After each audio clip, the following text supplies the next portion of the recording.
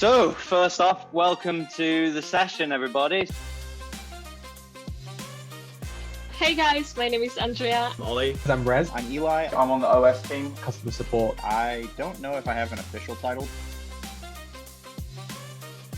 I've got a VNC to one of them, connect another one, add another, and all of those files are continually being updated. That's so amazing. Is the little radio or big radio. Now recently I kind of added a DSI display, which is touchscreen, and a GPS unit here. See if you can unlock your car with it. You know, maybe you can try and unlock your car keys. It's possible.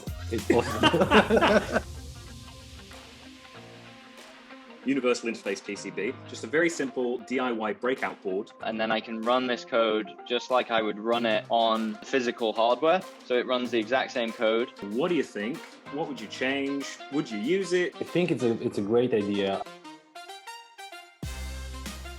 My plan is to turn that into a fully AI autonomous rock crawler that can navigate terrain. There was talks between me and Ryan about the Jetson Nano adapter plate for the robotics kit. Like a miniature Like a Python 4S. Yeah, Python 4S.